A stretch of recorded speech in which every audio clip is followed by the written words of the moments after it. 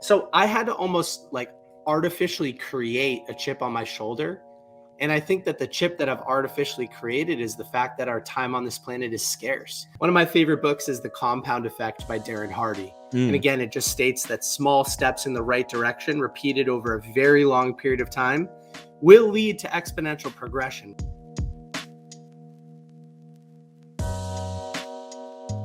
Welcome to the Be Better broadcast. Listen, I think we can all agree on one thing. I think we can agree that leaders are readers, and books will help you to develop yourself personally and professionally, right? You're no stranger to that theme, or else you wouldn't be listening to the show in the first place. But you might be thinking, Brandon, what books do I read? There's thousands and thousands of books out there. How do I know which ones are the best to read? I heard a quote and a piece of advice one time from a friend of mine, and he said, never waste your time on a bad book. Life is too short to read bad books. But how do you know what's a bad book? How do you know what's going to give you the information you need? How do you know, even more importantly, how to take information from this book and use that information and act on that information? How do you hold yourself accountable to take action based on what you learned? And today we're going to be talking all about how to master your reading habit and make the most out of every single book that you read. To do that, we have a pro, we have an expert in this field. His name is Nick Hutchison. He just launched his book, which is called The Rise of the Reader: Strategies for Mastering Your Reading Habits and Applying What You Learn.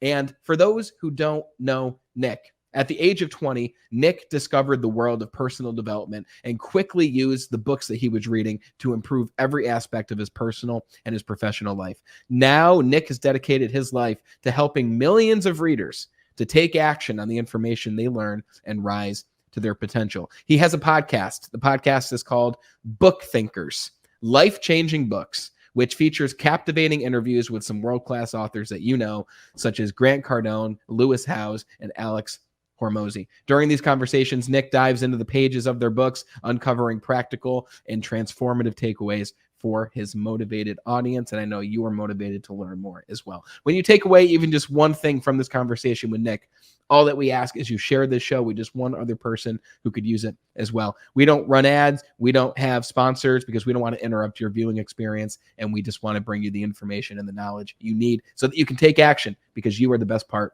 of the Be Better team. Without further ado, Nick, great to have you on the show, brother. Thanks for being here. I am excited to be here. Can I ask you the first question today? Oh, well, sure. Yeah, let's switch it up. What is the best book that you've read in the last couple of years? Ooh, great question. I'm catching you off guard. Can I give you We two? didn't rehearse this. Yeah, give me two. Okay, I'm going to give you three, and I'm sorry to do this, but because they're very, very different. I think one of the most impactful books that I've read, I'm not going to say Think and Grow Rich, by the way. That was an amazing book, but I'm not going to say that one. That's like the generic answer, I feel. The best book I think I've read was Awaken the Giant Within by Tony Robbins. I love the way Tony Robbins writes. I don't know whether he had a ghostwriter help him or not, but the way that he writes is very akin to the way that he speaks. I love that book. The second one I would say that greatly transformed my life was The Secret by Rhonda Byrne. Love that book. It was given to me by a mentor around the same time you discovered personal development at 21 years old. Well, you were 20, I was 21. And the third one I would say was a recent one. It was the autobiography of Benjamin Franklin. And it was the first autobiography I ever read. And it was a short one, but it was like a big book with very small old English font. And it was very impactful to just dive into one of the great minds of history and learn how he became the Benjamin Franklin that we know and love. So 3 answers there, but yeah, I mean, did you expect those answers? Have you heard those before? Well, I'm a big fan of the first 2 books. So I've read Awaken the Giant Within. Tony Robbins is a big inspiration for me as well. The Secret, Rhonda Byrne. I love the law of attraction, and I think there are some very practical ways that we can implement it. And then I haven't read the autobiography of Benjamin Franklin, but I did read a biography about Benjamin Franklin by Walter Isaacson, and that was a fantastic book. So I'm a huge fan of Ben Frank. I think he's sort of the OG of personal development as far as the United States is concerned. So, I love how he used to write his goals on a little tablet and everything like that. So cool. But thank you for indulging my curiosity. Sometimes I like to just pick the brains of interesting podcast hosts as well and see what you're up to. Totally, brother. So I love Benjamin Franklin specifically because he I want to be more like him in the sense that he never just woke up one day and said, I want to help run this country. Like a lot of people don't know, he was never a president, right? But he was an advisor and he was in the war. I mean, he did everything except for be president, because the man didn't wake up and say, I want to be president or I want to play a key part in the country. He just wanted to serve. And he was called to serve, and he answered the call every single time that they called for him. And I think that we need more of that in our world. We need more of that in our country. There can't be enough people who are ready to answer the call. But I want to just say one thing to you. I know I already mentioned this to you before we recorded, but I think it's important for everyone to hear. I find it fascinating how I've been, in a way, sucked into your ecosystem. And that says a lot about you. And when I say that, I mean, we connected several months ago. And since then, you've introduced me to some incredible guests. James Bracken has introduced me to some incredible guests that I've had on the show already. James has been on the show already, and I didn't realize that we live less than an hour away from each other. And for those listening, Nick's community is book thinkers, right? So there's going to be links in the description to check out everything that he's up to, because you have a lot of things going on. And I think it's fascinating that as such a young man, we're the same age, 29, but that's young, right? You've built this movement that is helping people to live a better life. So again, I just want to commend you for everything that you've built up to this point in the last decade that you've been working on all this, brother. Well, thank you so much. The impact of what I do is only felt through positive feedback, right? So I appreciate your feedback. I appreciate your recognition. I do work my butt off. I care a lot about the impact that we're making. And I will also say, just because you highlighted my age, although I am 29 years young, if you include all of the books behind me, which condense decades of somebody else's lived experience into days of reading, I'm thousands of years old. That's how I think about it, at least. Wow. I love that way of thinking. I mean, think about it. Back in the day, and when I say back in the day, I'm talking maybe even a few hundred years ago, maybe even 100 years ago. You go to the library, if the library was even the same fashion of thing that it is now, and you don't have, the library might have been your bookshelf. Like that was the town library, and that's if you were lucky, right? And the books were decrepit. The books, there wasn't personal development the way that we know it now. It was very much a lot of nonfiction in the sense of learning rather than the way that we have nonfiction now. So the world was a lot different, and we don't often sit back and think that, number one, we can find the answer to any question that we have on our phones at any second in time. But you can learn anything you want by going and grabbing a book. But the thing is, man, I found myself in this trap, especially when I was fully in the corporate world and we had a book club and we did all this stuff. I feel that a lot of people read just to check off a box that they've read. And I've been here, and I'm curious to hear if you've been here as well. And I think that it's still better to read than not read, even if you are just checking that box per se, because you're still reading other people's ideas and really living their life through the pages. But first thing I want to ask you is, how much at this point, and you said you're a busy man, you work very hard. How much do you read, even with keeping a full schedule in your life right now? I will answer the question, but I will preface it by saying that reading and implementing books is sort of my full-time job now. So I've designed a life that creates a lot of space for reading and thinking and implementing. I read for about 10 hours a week right now. And for me, that's about 2 books a week. So wow. I'm reading about 100 books a year. It's a lot. It really is a lot. And I don't expect anybody that's listening today to do the same thing or to replicate my schedule. In fact, up until the age of 20, I was not much of a reader, which we could talk about more. So if somebody's listening today and they're like 100 books a year, let me shut this off.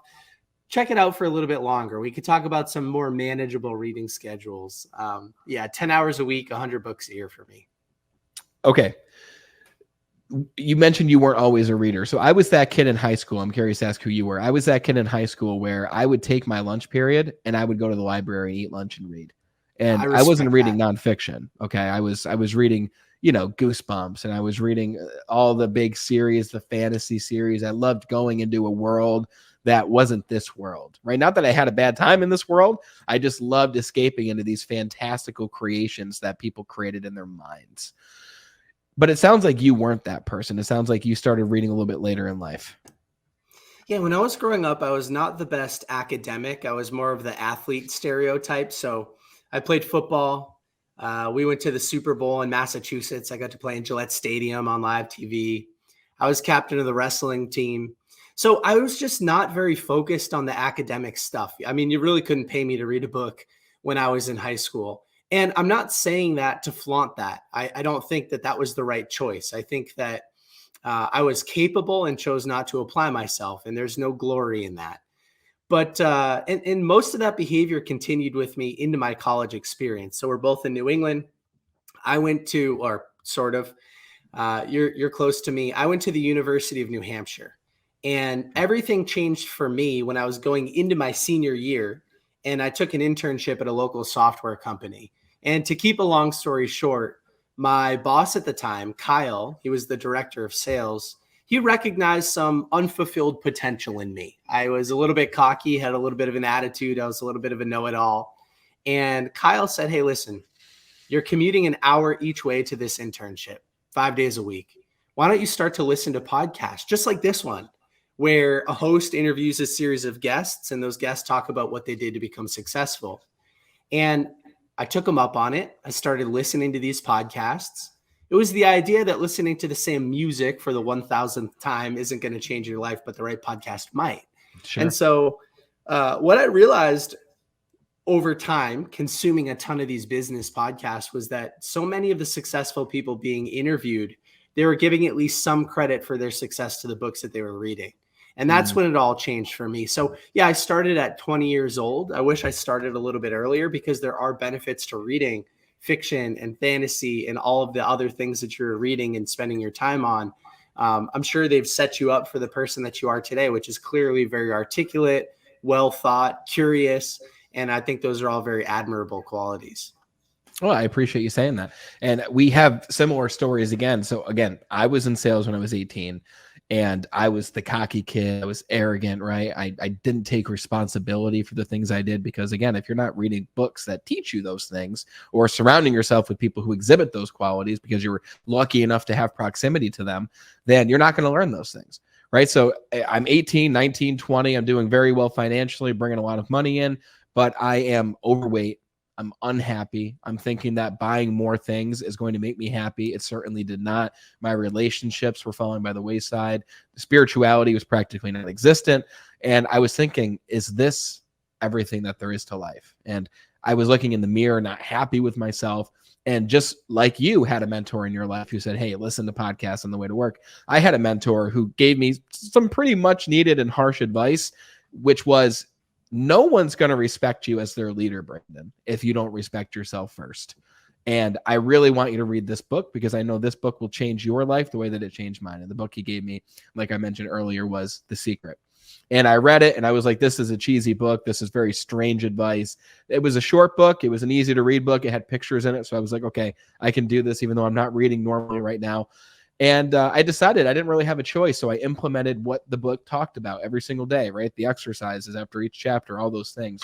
And within 6 months, my whole life changed, right? And that set me on the trajectory that I'm on today with the show and the company and the coaching and all those things. I'm curious to hear from you. Once you started listening to those podcasts, what began to change for you in your career and in your life? Well, the transition from listening to podcasts to reading books, and then the books created the most change for me, was a very kind of fast, like it probably only took a few weeks. But a lot of things happened. I mean, number one, I recognized I had all of this unfulfilled potential. I realized that in my small little ecosystem, although I was performing well compared to the people around me, there were people out there doing amazing things, working on themselves, improving their health, improving their personal finances, their business, their relationships, their happiness, their headspace in so many new and creative ways. I was humbled, I think, on day one, because I realized there was this entire universe of living a better life that I was previously unaware of. And those podcasts gave me the language to understand it, but they also gave me sort of the roadmap to follow to start to implement some of the things that I was learning. And one of those things was reading. I mean, right off the bat, it became very clear to me that leaders are readers, like you said in the introduction. And I give you a lot of credit for going through the exercises in The Secret, because that's the application of what you're reading. You're not just reading the book and hoping that it's going to change your life. You're actually applying what's being talked about. Yeah. performing the exercises, doing the work. And that's why you've created all of this change. So again, hats off to you, because most people, they read and choose not to apply. And I think that's a bummer. I mean, it really bums me out, because these books have the potential to help us get to our potential. That's the magic. It's so true. And I took that advice early on of, you have to take one thing that you take from this book minimum, even maybe one thing from each chapter that impacted you, and take action on those things, to the point where it inspired me to add activities at the end of each of the chapters of my book that I launched in 2019.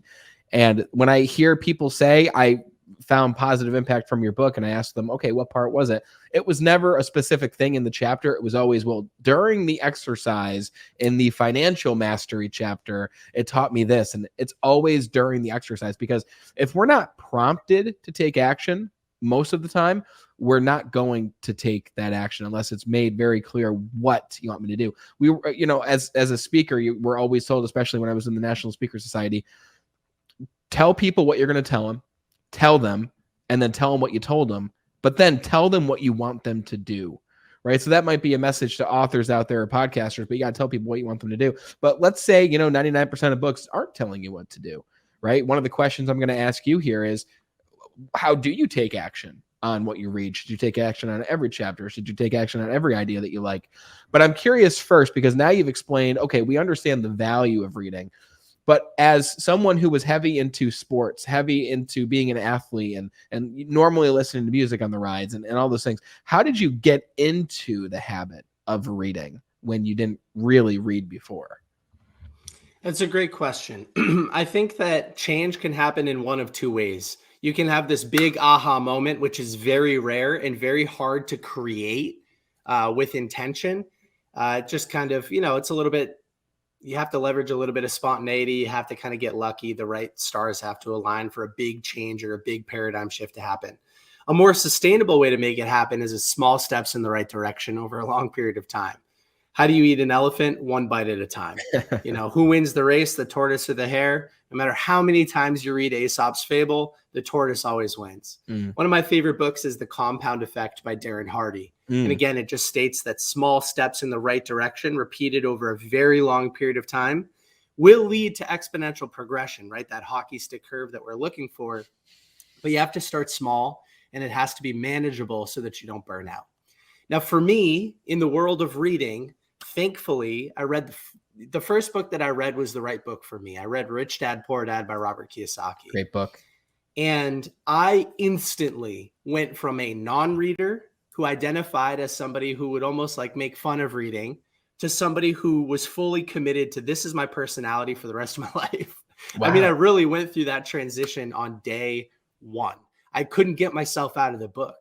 Thankfully, that summer internship that I had, one lunch break, I went over to a local Barnes & Noble. I grabbed about 10 books. 5 of them I had on my list because I had heard them mentioned so many times on these podcasts, Rich Dad, Poor Dad included. The other 5 just sort of caught my attention while I was there. They were about sales and marketing. Cool. And I went back, I opened up Rich Dad, Poor Dad. I didn't have a ton of responsibilities in that internship, and I was hooked. I closed my office door, and I'm in there. I don't even know what I'm doing. I'm highlighting. I'm like staring at the book. Like, how did I not know this before, So for me, it happened in a big change. That's not sustainable for everybody. It's hard to create that. So I just kind of wanted to give it a little bit more context for the story. We could talk about maybe a sustainable way for somebody listening to get into the practice of reading, because like I said, that's hard to manufacture what kind of happened to me. Especially when people are busy, right? And the reality is we make time for what's important to us. But again, people have families, especially now that I have a son, he's 5 months. I recognize that life changes drastically once you have an addition to your family, right? And there's a lot of people out there with 3 kids who have a job, who are trying to run their business at the same time, or they're a leader in a company, and maybe they're serving their community at the same time, and they're like, where do I find time to read? Like, what would you say to that person and how they can sustainably create a habit of reading? I'll answer this in 2 parts. Part 1, I love to ask people that tell me that they don't have time to read. I love to say, hey, if I paid you $10,000 to read a book by the end of the month, do you think you could do it? And that same person is like, well, I could read 5, right? Yeah. So you've fallen into my trap. It's not a question of whether or not you can read, but it's a question, as you mentioned, Brandon, of do you value reading enough to prioritize it over something else? Let's say that you do. Okay. We're at this stage in the conversation. You have the desire to implement reading, but you are incredibly busy. I like to say 15 minutes a day. Replace a low impact activity, something that's ultimately meaningless in the long term, like scrolling on social media or watching Netflix, with reading a good book. Not the entire activity. You don't need to get rid of your phone. I'm not a robot. I love to be entertained as well. But let's just replace a little bit of that sport or a little bit of that Netflix or a little bit of those video games with reading a great book. And in 15 minutes a day, you could read about 10 pages. Yeah. 10 pages, 5 days a week. That's 50 pages a week. That's a book every single month, because most of these personal development books are 200 pages or less these days. So in 15 minutes a day, by replacing a low impact activity with reading, you can read a book every single month. That's 12 areas of your life that you can completely change just by replacing a little bit of social media with a good book. Yes. It's great advice. I just looked it up because I was curious, and I don't know if I believe this statistic. This came from katiecouric.com. It says in 2021, the average American read 12.6 books over the course of the year, which is a book per month. But that seems really high to me. That number apparently has gone down from 15.6 in 2016. So it looks like at the peak of the 1900s in 1999, we were reading 18 and a half books per year, but now we're down to 12.6, which still seems, does that seem high to you? 12.6 books in a year? Yeah, it seems incredibly high for me. I would be, if you sampled 100 people our age, 29-year-olds, maybe 2 to 3, I would say 2 to 3 books a year. Yeah, I would too. Now, maybe that average is being pulled up. It can't be pulled up that much. I was going to say maybe it's being pulled up because people are listening to books. True. Some people read hundreds of books a year in the world of, like, short form content that counts as a book, but that seems really high. I'd be shocked. 100%.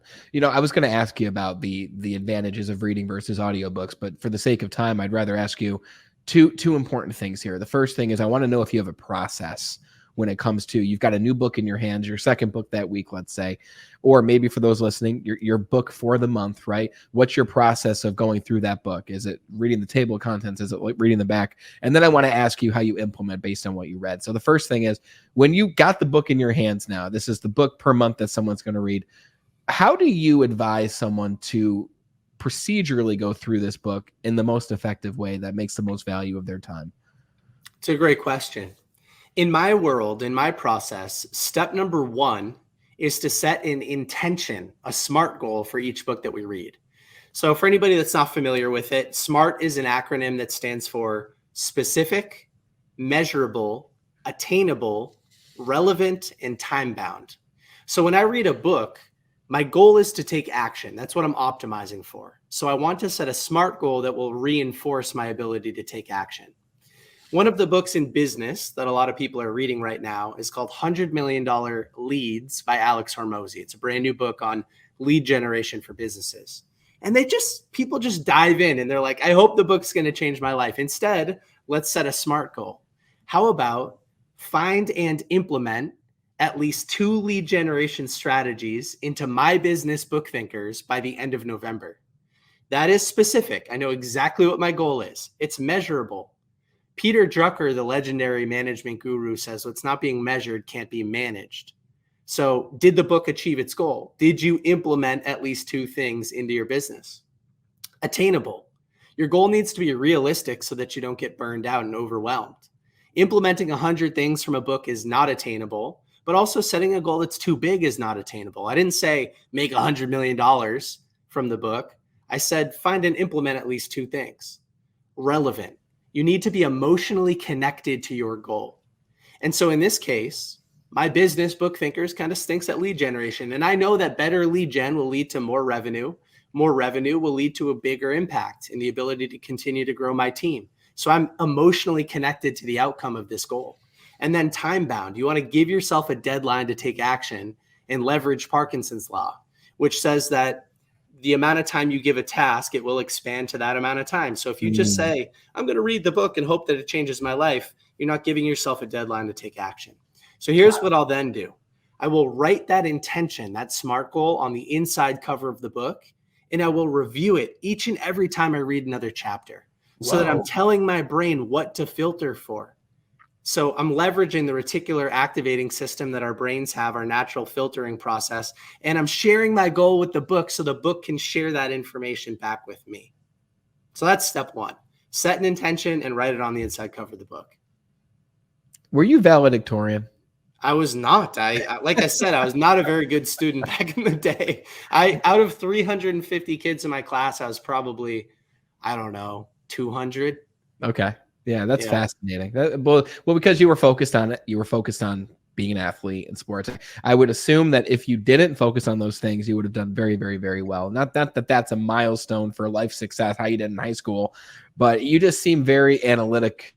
And I'm curious, when you explain these procedures to people who aren't analytic, because I'm also organized and analytic in that way, but when you're talking to the person who's they're just what I call a dynamo. They just want to read it, do the thing, right? They're not really focused on doing the things before. Is there a way that you help those people take these analytic steps if that's not their natural state? You know, a big theme in my book, Rise of the Reader, is mortality, which is a strange turn. Maybe you weren't expecting this, but I think a lot about death. I think a lot about the subject of death. I mean, our time on this planet is finite, and we waste a lot of it. Seneca has a really interesting line in his essays on the shortness of life, where he says something like, it's not that life is short, but we make it so by wasting our time. And so when I'm talking to those types of people, I talk about the fact that we're all going to die and that we waste so much of our time. We waste so much of our time not implementing what we've read. And that if you can pause, take a minute, set a SMART goal, you'll get more out of the book. The book will do more for you. And if you choose not to do that, then you're underserving yourself. Like, you're hurting your own potential. And I think that like emotional connection to somebody who's just like, I want to run 1,000 miles an hour. Okay, cool. I get kind of what you're saying. Like, I'll slow down a little bit. And I'm realizing that I'm not getting enough out of these books and I am wasting my time. And that maybe if I slow down a little bit, I'd actually get more out of the book. So that's what I try to maybe tell those people is like, dude, we're all going to die. Get the most out of every single second today. And the way that you do that is actually by slowing down, not speeding up. 100%. Absolutely. Great advice. It's funny. Mortality has been a topic brought up by the last three people I've talked to on the show. My first guest who mentioned it was Dean Leber. He's a leadership expert, and he has a whiteboard, and it literally says, you are going to die one day. Right. It's literally, he looks at it throughout the day and it's like, wow, it's grim, but it's not, because I one up him. Check this out. I have Memento Mori, you are going to die, tattooed on my chest. Whoa, you definitely one up them. Wow, I have a big poster on my wall too called My Life in Weeks. So it has 52 boxes across and it has 100 boxes down. And every Sunday I fill one in. Whoa. Just a constant reminder of, oh my God. Yeah, it scares some people. Where did this awareness of mortality come from for you? Nobody died. It came from studying Stoicism. Stoicism is a very actionable ancient philosophy, and the Stoics thought a lot about death and prioritizing their time. So when I started to read about how these Stoic philosophers would have people intentionally remind them on a regular basis, hey, you're going to die. You know, life is finite. Get up off your butt, move, do something useful. I really attached to that. And you know what's interesting is I'm sort of connecting this for the first time maybe. I had an amazing childhood. Like, I had the best parents, the best family, the best neighborhood. Like, it wasn't luxurious, but it was always enough. We were never wanting for everything. So I had to almost like artificially create a chip on my shoulder. And I think that the chip that I've artificially created is the fact that our time on this planet is scarce. And that's forced me to take better action because I didn't have a disability, or I didn't have scarcity. I didn't have a lot of the things that you'll typically hear about in a story. And those are all very credible reasons. I just didn't have them. Like, I had everything handed to me. So I had to go out there and create urgency myself. And I think death was the thing that I sort of latched onto. Very interesting. Very interesting. I want to dive into that, but I also want to ask you more about this. So, okay. So let me ask you, now we have this SMART concept to approach reading books with, which is very fascinating. I've heard of SMART goals, but we haven't necessarily attached it to the habit and the mastery of reading. So I want to ask you, maybe in this way, you said you read on average about 2 books a week. How do you take action? And I know this is heavily a part of your business and your quote unquote job of what you do. How do you possibly take action and implement when you're reading 2 books every single week, especially with all the other responsibilities that you have? Is it just by following this process, or is there another way that you track your action from these 2 books a week? I have a lot of other functions and systems within my process. I think that SMART goal thing is it's a prerequisite for setting yourself up for success when you're reading a book, so that you're filtering for potential action to take. But let's carry that example through a little bit more, and I'll talk about what I do. So step number 2 is to realize that reading and note-taking are 2 completely separate activities, and we should avoid trying to do them at the same time. I've read too many time management and productivity books to think that any type of multitasking is okay. Monotasking is where the magic happens. And so instead of reading and taking notes at the same time, I reread my intention. So I'm filtering for those 2 potential lead mechanisms to implement in my business for $100 million leads. And as I'm reading, if I think I find something that I could take action on, I'll quickly circle the page number. I might highlight the section a little bit or bracket it off, but I continue reading. I don't want to disrupt that flow because, again, that's inefficient. And I want to understand the full context of the book before I decide to take action on something, which you'll understand more in a second. So once I finish the book all the way through, that's my reading time. Then I go back and I do my note taking and my implementation. That's a second pass through the book where I'm only rereading the things that I've circled and highlighted. Separate time, separate piece of my schedule. And so let's say I go through the book and I find 15 potential lead mechanism tools or whatever to implement in my business. Not every potential action is created equal. That's why we have to finish the book before we take action. So I'll rewrite those 15 and I'll look at them all on one sheet of paper and I'll say, what has the highest leverage? I bet 20% of these 15 can lead to 80% of the change that I'm looking for. What's easiest to implement? Like, there are a couple of variables to think about here. What am I most excited about? And then I'll choose my 2 or 3 potential actions to take action on. So that's step 2 of the process, is understand that reading and note-taking / implementation are 2 completely separate activities. We should avoid multitasking, and that not every potential action is created equal. I used to think that you should implement everything you can from a book. Again, it's not attainable. It's not realistic to do that. But a couple of actions, the ones with the highest leverage, that's why I can implement something from 2 books a week, because it's only 2 actions a week, 3, 4 actions a week max. Does that make sense?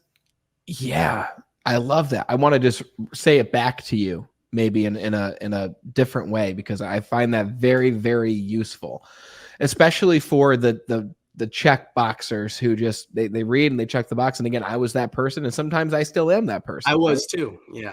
And this gives you a nice process to avoid that, because once we read that last page, what do most people do, including myself at times?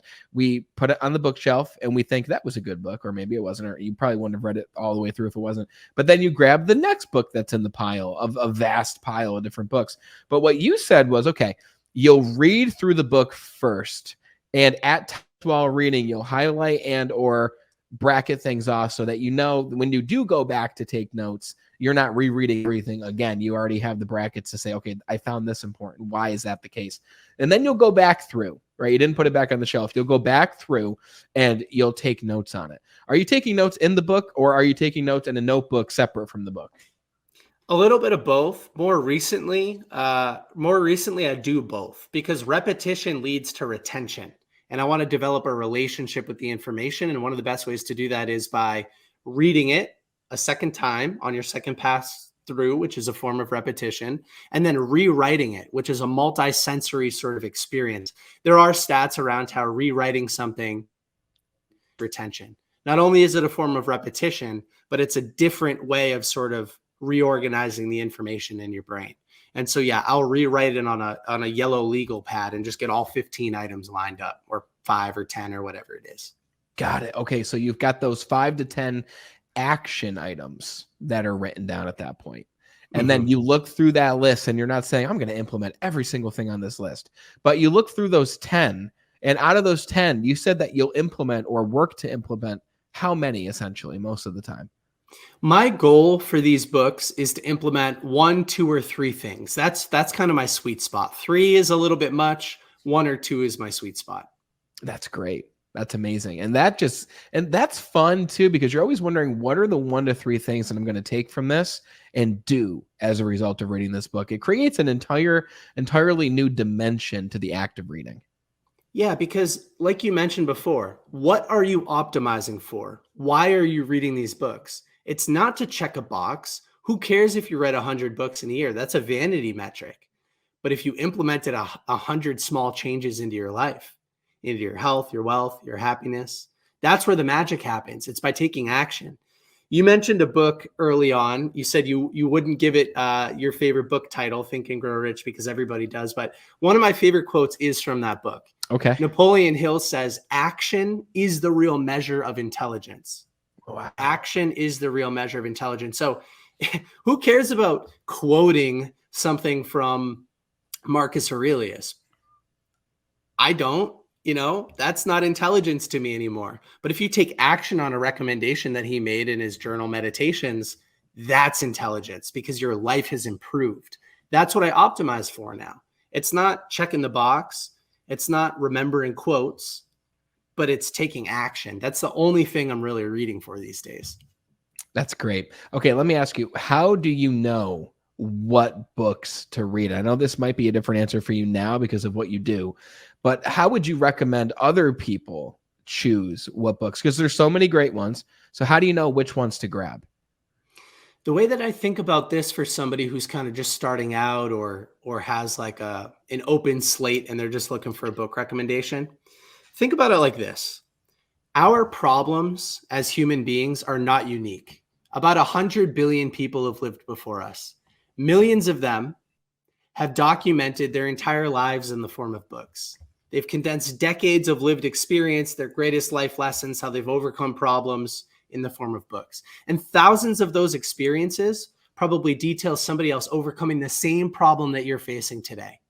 And it's available for $20 in a few hours of your time. So if you're facing a problem on a daily basis, the following math gets kind of scary, but let's say you're facing something on a daily basis. It just bothers you and you wish you could solve it. Could be in your health, could be in your business, your relationship, whatever. Over the next 30 years, so 365 times 30, you'll deal with that problem almost 11,000 times.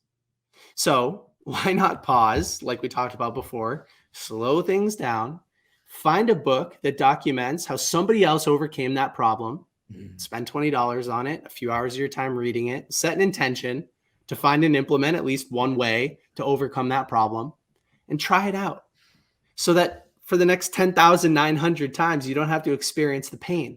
That's how I think about these books. Life doesn't have to be so hard. Other people already figured it out. The problems we're facing today are the same problems that people faced 2,000 years ago. They're just maybe worded a little bit differently. So that's how I would say, think about deciding on a book. What problem are you facing on a daily basis that you could remove or manage more efficiently by reading about how somebody else already figured it out? Because although personal experience is a great teacher, other people's experiences are even better teachers because we don't have to go through all the trials and tribulations. We just get the answer. It's like a cheat sheet. All right, I'll quit my rant. That's how I think about it. It's so much better that way too, because when you're choosing a book that solves a direct problem that you're facing, and not just choosing a book because someone else might have liked it or you've seen a commercial for it or whatever it might be, or has a nice cover, there's a much stronger emotional connection now to the content in that book, to what you're actually going through in your life. And you're much more likely to find those action items. Like you said, you activate the RAS, the reticular activating system, because you're that much more emotionally connected to the content itself. Yes, 1000%. Remember, the R in SMART is relevant. You want to be emotionally connected to the goal. That's how you stick in the book and you take action. And so if the book promises to solve a problem, remove pain from your life, like you'll stick with it, So I think that's how we create the habit. And by the way, we're never going to run out of problems. Mm-hmm. So I think we can read forever and continue to improve our lives. We all have unfulfilled potential. And I'll tell you what, when you enjoy the passage of time, like when you genuinely love your life, as Tony would say in Awaken the Giant Within, when you do more of what you enjoy and less of what you don't, right? We seek pleasure and avoid pain. Mm-hmm. Life's great. And you still have to clean your house every day. It will get dirty if you don't pay attention to it. So it's not a one and done type of thing. It's a habit. It's a way of life. Just continue to improve things. And I love it. I really do. So I just wanted to make a quick mention before we sort of wrap up in a few minutes that on the back end of my process and in the book, Rise of the Reader, I do teach you how to build an accountability group that holds you accountable to implementing activity with your most motivated friends. And I teach you how to build an activity tracker, a place to measure what you're choosing to implement. So set goals around it, implement it, the whole thing. There's a template that you can download. So the process continues. I think once you find those one or two things from each book, you want to plug them into your activity tracker and tell your accountability group about them. Those are additional ways to sort of reinforce taking better action. Well said. Thanks for sharing that part, because that's very important. So let's talk about Rise of the Reader. So your latest book, it just launched on November 1st. Rise of the Reader, Strategies for Mastering Your Reading Habits and Applying What You Learn. Okay, why this book? Why is that important? Why is it important that we have an uprising of more readers? And I think that title is synonymous with Rise of the Leader, right? Why is it so important that we have an uprising of readers? Why this book? Why now? Well, over the last couple of years of building my community, Book Thinkers Online, I've received the same questions hundreds and hundreds of times. How do I choose the right book? How do I set an intention? How do I take notes? How do I implement the information? And there wasn't a resource. Like, we're taught how to write when we're younger. We're taught how to speak when we're younger, but we're not really taught how to read and implement, especially the personal development, nonfiction type of stuff. And so I would have rather just pointed somebody to a resource that already outlined this entire process, but I just couldn't find one. So I decided to write the book on it. I believe books are one of the best ways to improve our lives. Again, other people have documented their greatest life lessons, and they're available for a small dollar amount in a small amount of time. And so reading and implementing these books is such an important thing for me. We kind of touched on it before, but there are a lot of benefits to reading books, even if you don't implement anything from them, such as improving your attention span, improving your vocabulary, enforcing creativities, things like that. But you know what? All of the great business people today that we think about, all of them, all of the great leaders, the great podcasters, they're reading and implementing books. But so many people struggle with retention and implementation. That's the pain. People are spending dozens of hours a year, hundreds of hours a year reading these books and failing to take action on them. That's the pain that I want to solve. So for anybody that's out there that's like, man, I just wish I could get more out of these books. Like, I know they're going to solve my problems. I just don't know how. That's the problem that I want to solve with this. So. Beautiful. Well said, brother. Thank you for that. And thank you for writing this book, because I think it's so important. My question is, where can people grab a copy of this book? Where's the best place? On Instagram at Book Thinkers. You can check out the link in our bio. There's a bunch of places to buy the book. But I'll also throw this out there for people. If anybody wants a custom book recommendation from me, like you've listened to the conversation, you're like, I get it. Reading is important, but I still don't know where to start. DM me at Book Thinkers on Instagram and tell me about a problem that you're facing that you just can't get rid of, or maybe a skill that you want to develop. And I'll provide a custom book recommendation and act as your accountability partner. I have a whole spreadsheet system, follow up with you in 30 and 60 days to see what you've thought of the book so far. So link in the bio, you can find the book and everything else there too. What an offer. Very cool. Everyone, again, links are in the description to go grab your copy of Rise of the Reader, Strategies for Mastering Your Reading Habits and Applying What You Learn by the man himself, Nick Hutchison. Nick, what a pleasure, brother. I can't say enough that I so enjoyed meeting you, and I'm glad that after a few months we made this happen. I'm grateful to be a part of your ecosystem, and I'm real excited to get this message out to the world so that we can create more readers, create more leaders, and create a better world as a result. Thank you. Thank you for the opportunity. Gratitude is a big theme in my book. And so I'll just kind of wrap things up with saying that I'm grateful for you. I'm grateful for the opportunity. I'm grateful that we've met. I'm always looking for more people my age that are looking to build amazing lives for other people and impact people in a positive way. So I'm really happy that we connected. And thank you again for the opportunity to share what I've learned about implementing books. Right back at you. Thank you, brother. Wow, what a conversation. We now have the framework to choose the right book. We know why it's important to choose the book and read in the first place, right? We know how to make time to read. We have a proven process to go through a book, read it, and have something at the end that we're going to take action on, which is the key word there. And like Nick mentioned from Napoleon Hill, the quote, action is the real measure of intelligence. Brilliant. I absolutely love it. I hope that you got a ton out of this conversation with Nick. Again, there's links in the description to grab your copy of Rise of the Leader and also take Nick up on that book recommendation offer at Book Thinkers on Instagram. Link is in the description as well. If you took even just one thing away from this conversation, all that we ask is you please share this episode with just one other person who could use it as well. Thank you for being the best part of the Be Better team and helping us grow and reach more people. And thank you so much for watching and listening. Until we talk again next time, continue to be better.